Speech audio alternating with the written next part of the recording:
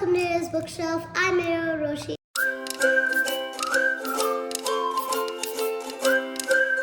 And today I'm going to be doing A Perfect Time for Pandas, Magic Treehouse. So the basic summary of this book is that when Jack and Annie go to China, and they don't know, but it's on the day of a historical earthquake.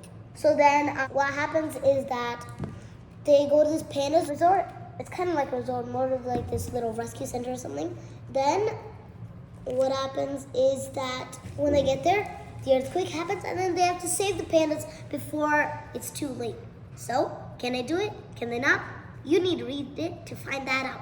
And the really funny part and kind of cute part is when Annie names these two cute little pandas that are twins, Rolly and Polly, and then Rolly and Polly, they both roll over at the same time, and they both start chewing on sticks, and they're rolling while they're chewing on sticks like this.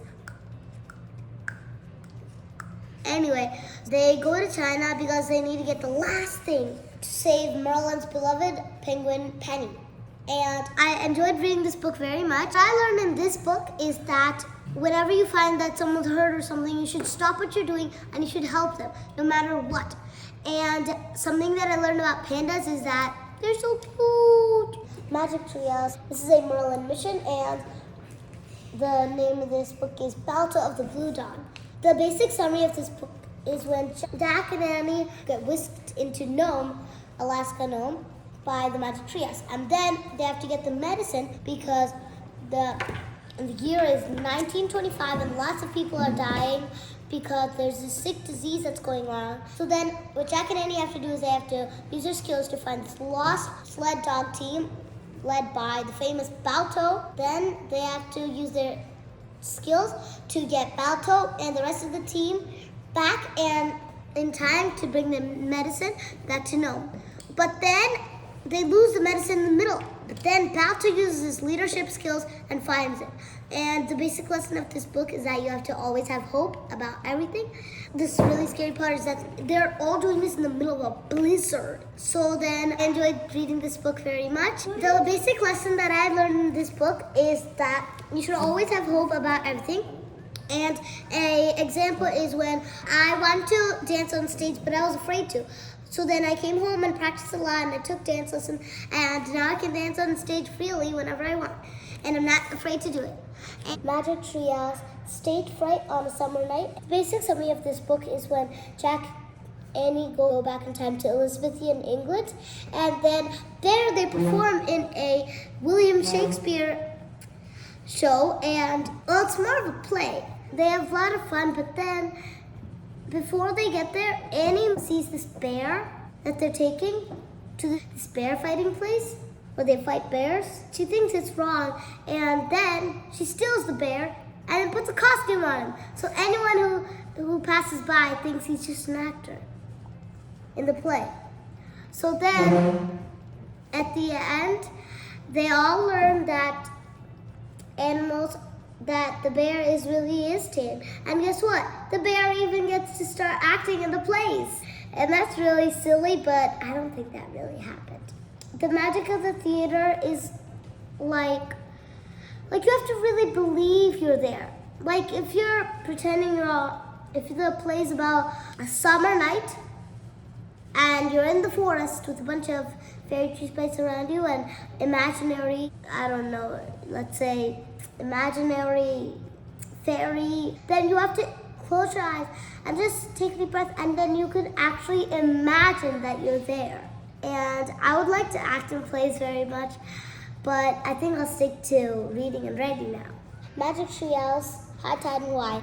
And the basic summary of this book is when Jack and Annie go back to the Hawaiian times, they meet some new friends. Well, they get new friends, and then some really, really strange things start happening. But then Jack and Annie have no clue why those are happening. And then they discover something big. A tidal wave is headed toward them. What happens is that Jack and Annie have to find out some way, using their surfing moves, to try and get their friends away from safety. And since they're going surfing on that same exact day, tidal wave's hitting, they need to get away themselves. So Will they survive or will they not? That's for you to read and that's for you to find out. The amazing part in this book is when Jack, this is really cool reflex, this wave curls and then he literally goes like upside down. So this is Jack and then he catches the wave and he goes upside down. I really like reading this book and well, it doesn't really teach me any surfing tips, but if you go onto this the website it has on it, I'm sure it'll give you some good surfing tips there. The life lesson for this book is that you should always have a good relationship and a good friendship with your friends. The reason you should have a good relationship and friendship with your friends is that if you ever need help, they can help you, and if they ever need help, you know you can trust each other. And that's because of the amazing relationship you have. And I hope you take that advice. And a ghost tale for Christmas time and a Merlin mission. So the basic summary of this book is when Jack and Annie go into Victorian England to help the famous writer Charles Dickens. So then what happens is that they're supposed to help Charles Dickens, but they find out that he has everything he possibly needs. An amazing life, children, wife, and a whole apartment building. And he has 1,000 fans. And his ink, his quills, everything he needs to write books. And he loves doing that. But it is only when they get captured by the police and then Charles Dickens rescues them that they find out that his sad memories still haunt him. Well, he's about to be even more haunted because Jack and Annie need the help of 3 ghosts. The ghosts of the past, present, and future ghosts to help them stop Charles Dickens from ruining his literal life. What happens? I know, but I'm not telling you because that's for you to read. And Jack and Annie use a really cool instrument in here. I think it's a violin. And a violin used to be my favorite instrument, and so was a flute. But now I think a rock guitar. And on the cover of this book, that's the ghost, one of the ghosts. Anyway, so then I really enjoyed reading this book, and I would say that the lesson of this book is that no matter what, you can never give up. For example, if you're writing a paragraph or you're just doodling in your notebook and you're thinking you want to become an artist, you apply for the job or something later when you're a teenager or you're finished with college, but then you don't get the job at the first try. You give up and you're so sad at that. Come on, you can do better. You cannot give up. You can try at least twice. At least one more time. If you don't do it one more time, I will bite you. No, I'm not going to actually bite you. But I'm just want to intimidate you into not giving up.